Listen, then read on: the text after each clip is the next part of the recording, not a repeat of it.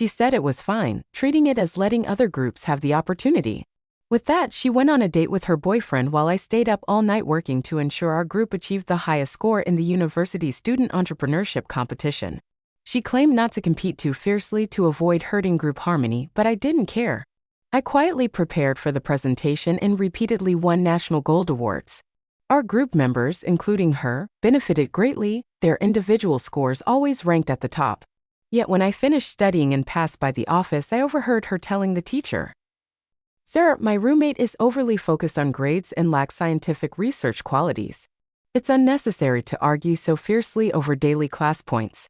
The teacher praised her for being very reasonable, awarding her all the opportunities, class leadership roles, research student spots, national awards, and the title of outstanding graduate. But she clearly skipped classes all day, watched movies, made late-night calls disturbing everyone's sleep. Meanwhile, I was both academically excellent and moral. I deserved those honors. Back at the dorm, she pouted, complaining, "I didn't want class leadership roles, but I was forced by party members to accept them." I laughed. Next time it wouldn't be like this. When she approached me to form a group, I coldly turned my back and left. Near the short break before graduation, my roommate Vanessa insisted we travel together. My work was done and I wanted to gather writing materials. Two close roommates also wanted to join. After being nagged by her repeatedly, I reluctantly agreed. Though she wasn't likable, we'd been roommates for 4 years. We might not stay in touch afterward, this trip would be our final farewell. She was famous in our year for her elegant and kind demeanor, often praised by teachers for her calmness and modesty in group meetings. It made others think of a child receiving a rose at kindergarten after school. Two contrasting images side by side, absurdly ironic.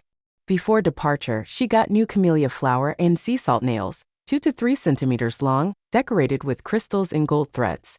They were inconvenient for using her phone, so she left the itinerary and planning to us. At each tourist spot, she'd stroke her nails, look around coldly, and say, "Is this all? Nothing interesting. What a waste of our time waiting. Why didn't you plan better? It'd be better to stay at the hotel." Liam and Claire glanced at me, then at each other, saying nothing, just turning away. It was summer, the sun was scorching. We walked with an umbrella, but soon Vanessa dropped hers, complaining about the weird weather, looking at us and whining, "My arm aches. If my boyfriend were here, he'd never let me carry an umbrella or bag. I wouldn't have to worry about anything." We'd warned her about the heat beforehand, but she dismissed it. And then she looked at me, still silent. A few days prior, her calm facade cracked when we were woken by hallway noise. She argued with her boyfriend over the phone until she cried, begging him not to break up. Others couldn't stand it and shouted at her to stop. We pretended to sleep. Vanessa still thought we didn't know about her breakup. That evening, we reached the largest night market and snack street.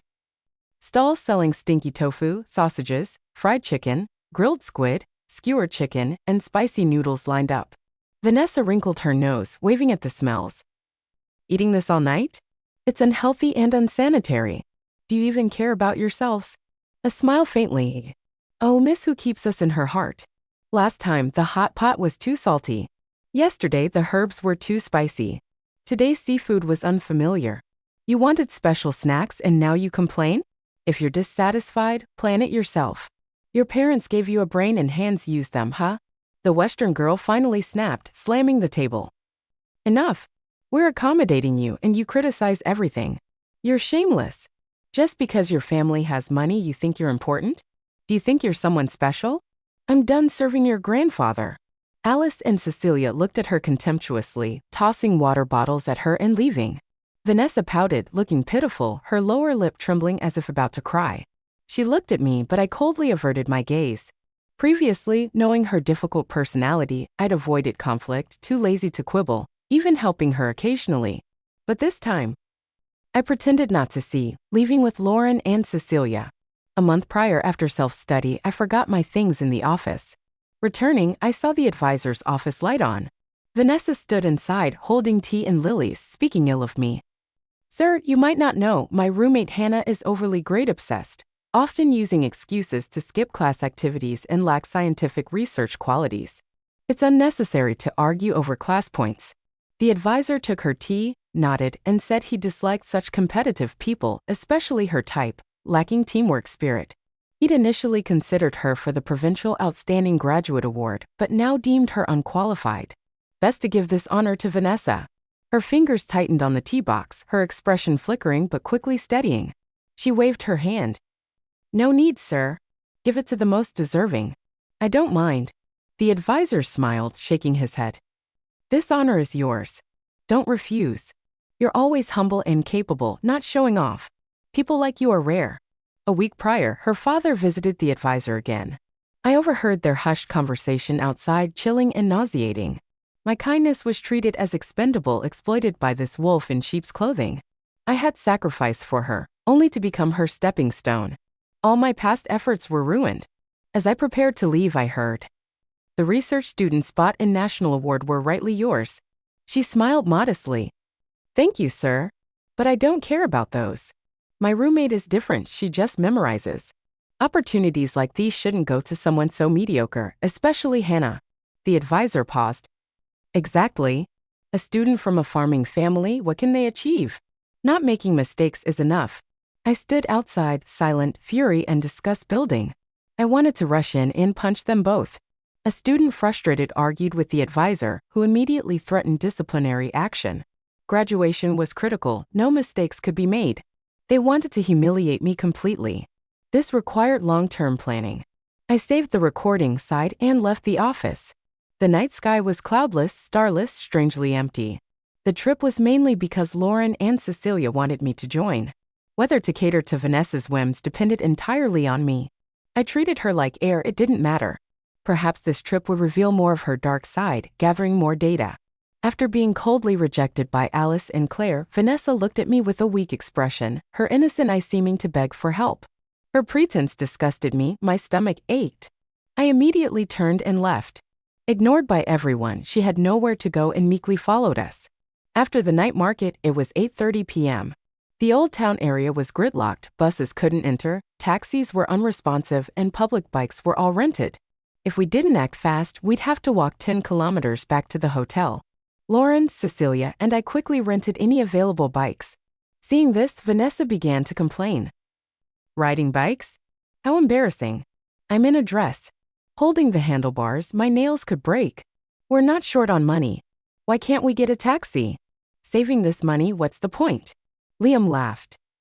Sis, when did you start following us? If you want a taxi, get one. No one's stopping you. Ride if you like, don't if you don't. Check the traffic map. If you're lost, don't act stupid. Lauren glanced at her contemptuously as we cycled away. The wind blew fiercely. Vanessa, in her white dress, stood out in the night. She tried to maintain her composure, but her dress was long, clutched in her hands. Back at the hotel, rooms were full. Some quickly rebooked. We couldn't change rooms and stayed in the family room we'd reserved, with Vanessa pulling the single bed far away. The three of us slept on the large bed. In the middle of the night, we were woken by sobbing and bright lights. Baby, come pick me up, please. Only you love me. The diamond ring you bought me, I love it so much. My roommates ignore me. I walked for over 2 hours in high heels, my feet bleeding. We thought her self-made drama would end quickly, so we pretended to sleep.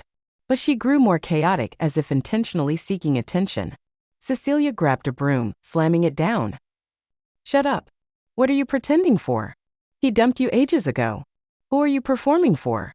I'd rather vomit than listen to you. Vanessa jolted. Her phone fell from the bed, screen lighting up. Not a call, but a photo with her ex. Realizing we'd seen, her face paled. On the last day of the break, everyone rushed back. Train tickets were impossible to buy. We couldn't change ours and stood with Vanessa at the ticket gate. The previous incidents made us even more annoyed, we all avoided her. After ignoring her, she claimed to plan independently but copied our moves. When we mentioned hiking, she immediately bought tickets near the summit. Suddenly, a branch snapped. Small rocks began falling. Then larger ones. Chaos erupted. Screams. Cries. Vanessa quickly pressed against a wall, using her backpack as a shield, hiding under a rock barrier. She waved us away, took over the safest space meant for 4, her face panicked. Go. Don't worry about me. I'll stay here alone. I can't run 5 miles like this. Run faster. She cried and shouted dramatically, as if a stage actress with the world as her audience.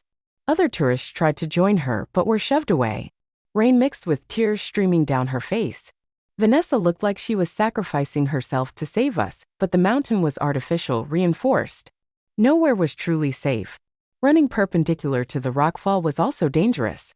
She'd taken the safest spot but only cared for herself.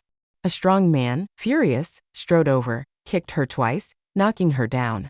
He dragged his family and another tourist into shelter, then slapped Vanessa twice. Her mouth bled, blood trickled down her neck. He roared, "What the hell are you screaming for? Your life matters, but mine doesn't. Others' lives mean nothing.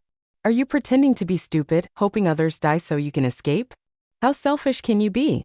Vanessa lost her composure, her face pale. Years of arrogance crumbled like mud washed away. Lauren and I ran forward breathless, our throats burning as if cut by knives. A faint smell of blood in the air. The steps beneath us shifted. Debris fell beside us. Behind was endless horror.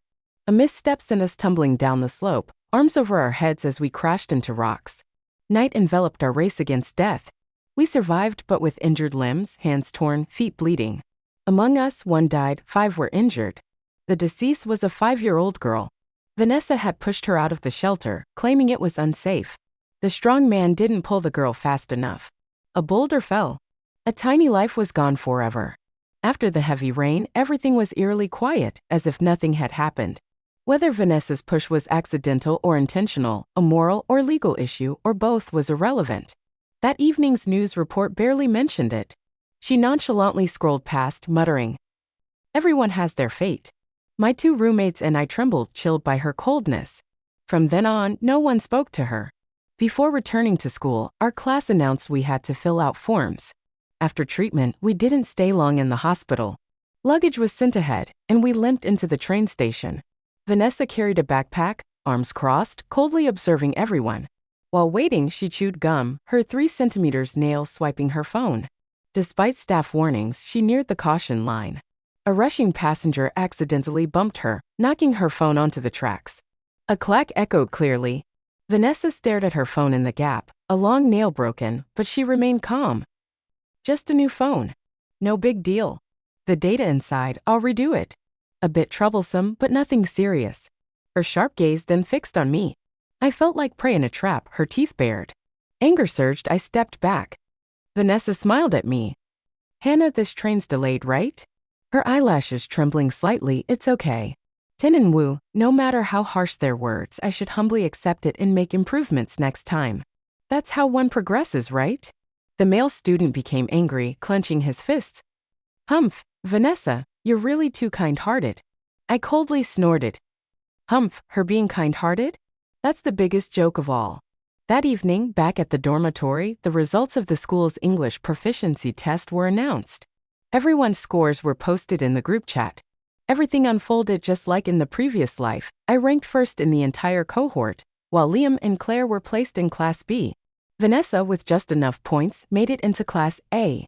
She had researched the scoring system beforehand, knowing that Class A was determined by both process and exam scores, with the process including group assignments and presentations. This time, Vanessa no longer acted coldly towards me. She placed a box of fresh cherries on the table. "Hannah, have you found a group yet? If not, the teacher will assign groups by order number, and that could be troublesome. If you end up with annoying people, why don't we form a group together? We're roommates, and it'll be easier to work together later." I pushed the fruit box away, responding coldly, "No need. Others have already invited me." I formed a group. Vanessa's face tensed, trying hard not to let her mouth drop open. How is that possible? The scores were just announced. Others probably haven't even thought about forming groups yet.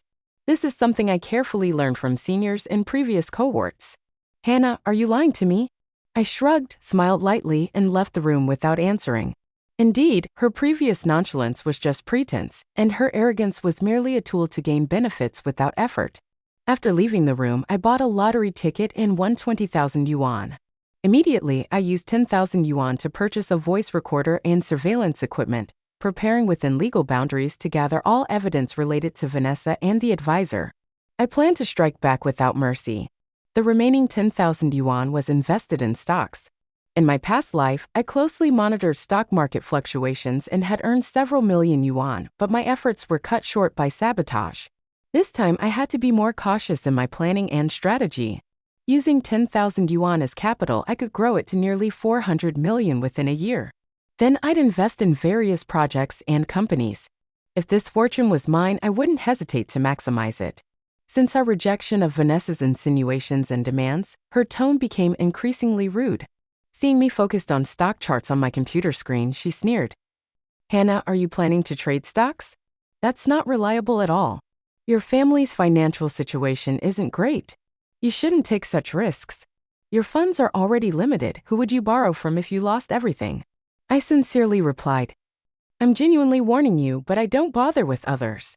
Alice and Claire, sitting nearby, burst into laughter as if watching a comedy, holding coconut water bottles and signaling to me.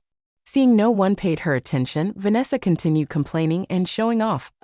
You guys know, right? During the recent class leadership election, the advisor asked me to take on the role, but I refused. I didn't want to bother. At most, it would only add a few comprehensive points. Who cares? There are so many trivial, exhausting tasks. Also, at the Provincial Research Institute, they're short of editors. The advisor even asked me to replace his wife in the HR office. They're always delegating tasks to me, leaving no time for you guys. But out of respect for the teacher, I couldn't refuse. She spoke as if shouldering those tasks was a huge burden, making our skin crawl. All her words were secretly recorded by me, waiting to be used someday. Claire glared at her and mocked. If you don't want to do it, don't. Why participate in the election? Do you think we're fools? If you're busy, let me tell the teacher to assign those tasks to me. I'm free anyway, capable and even get paid. Why not? Vanessa's face flushed red, then pale as she waved her hands frantically. No, don't. Let me handle those tasks, it's too troublesome for you guys.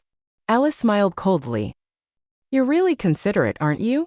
In the past life, Vanessa used similar tactics, pretending to be noble and indifferent to fame and profit, but secretly having her father frequently bribe teachers with fruits to gain favor. The advisor and other teachers were all bought off with small perks. Yet, when real work was needed, like preparing the venue, brewing tea, or editing documents, she always found excuses to share responsibility. In the end, she still reaped all the glory, even complaining about being exhausted. In our previous life, we were too busy to notice her schemes. But this time, she wouldn't easily deceive us. Vanessa couldn't bear seeing others surpass her, especially acquaintances. When Alice, permitted by me, deliberately exaggerated her expressions and raised her voice, she said loudly, Hannah, I heard you made 500,000 yuan in 4 months of investing. Congratulations. How about we plan a celebratory meal? Claire chimed in. Right, you should treat us. Vanessa fell silent, her gaze flashing with jealousy. She refused to believe it was true, but when she saw the new cosmetics and handbags on the table, she quietly lowered her head, grabbed her phone, and returned to her seat. In the past, if we studied in the dormitory, Vanessa would create all sorts of noises, fearing we'd outperform her. Even if she saw us wake up just a few minutes earlier, she'd become restless, even if she did nothing.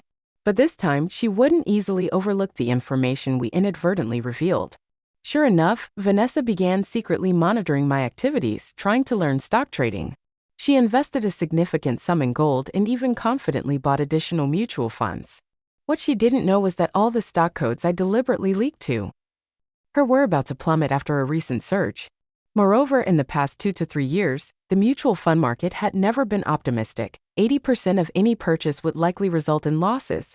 While Vanessa daydreamed about rapidly enriching herself, Liam and Claire accelerated their efforts to make money. In our previous life, Vanessa relied on her family's influence to bully others, acting important and forcing Alice and Claire to endure everything. This accumulated until before graduation, causing them to erupt from unbearable frustration, ultimately leading to their deaths and the waste of their talents. This time, even facing death, they were unafraid. Liam and Claire threw themselves into their passions, exerting all their strength without fear, confidently showcasing their talents. Liam, aside from daily academic tasks, devoted herself entirely to jewelry design, even naming each piece after her poetry.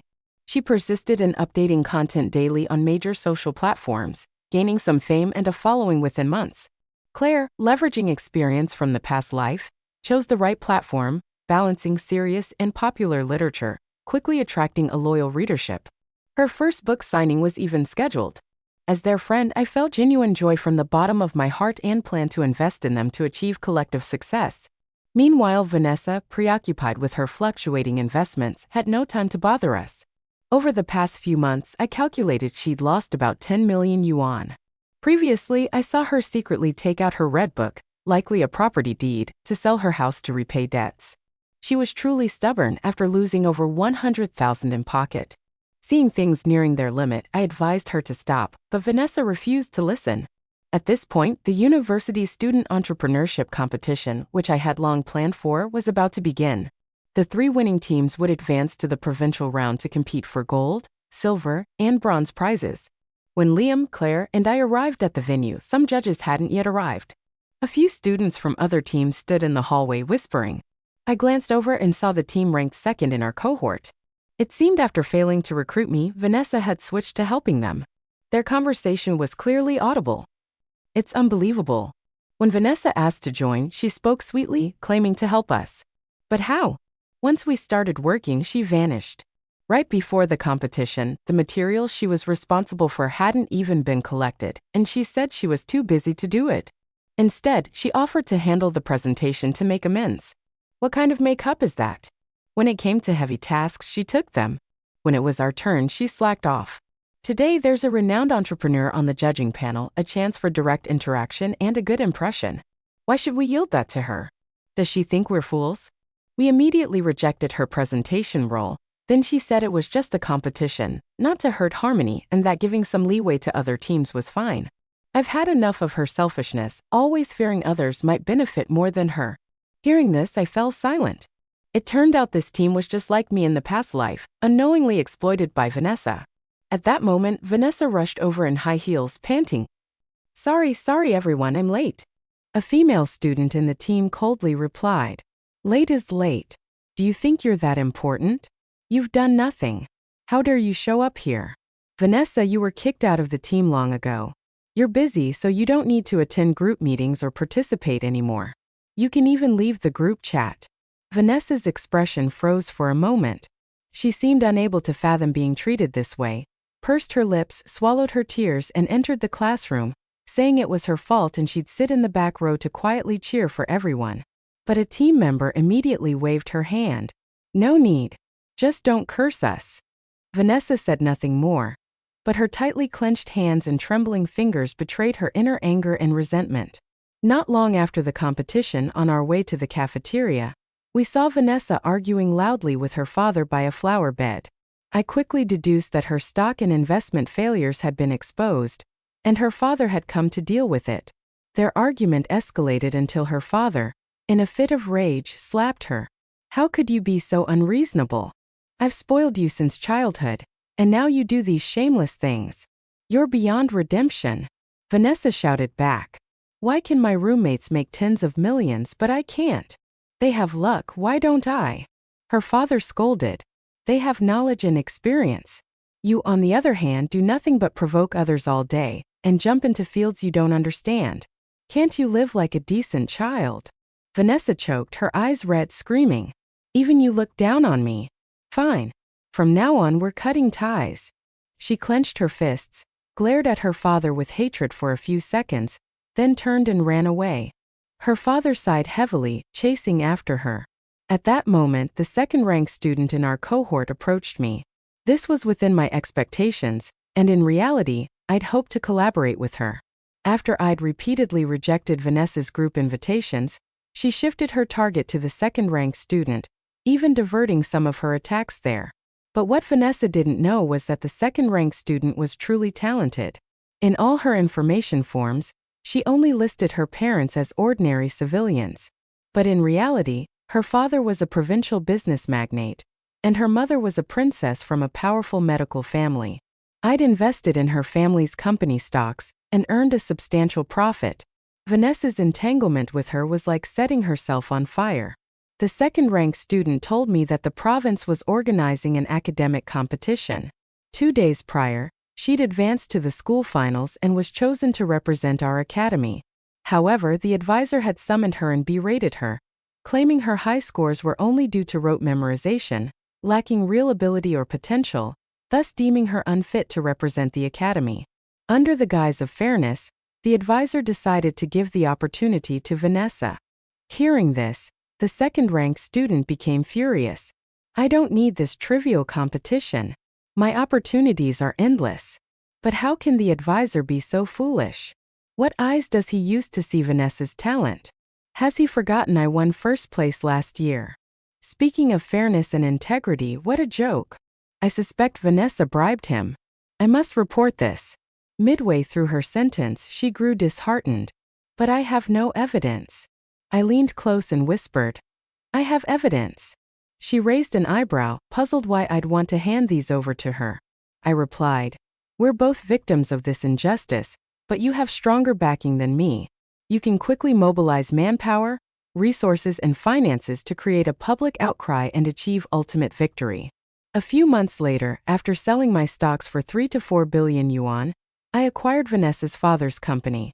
The advisor's attitude towards me did a 180-degree shift. The honors and awards I'd never achieved despite my efforts were now presented to me on a silver platter. Meanwhile, Alice and Claire's careers soared. They gradually became famous in school and received more respectful treatment from the advisor. Vanessa, with red eyes and a mind in chaos, couldn't suppress her anxiety. She believed that after we'd made a fortune, we bribed the advisor with more expensive gifts.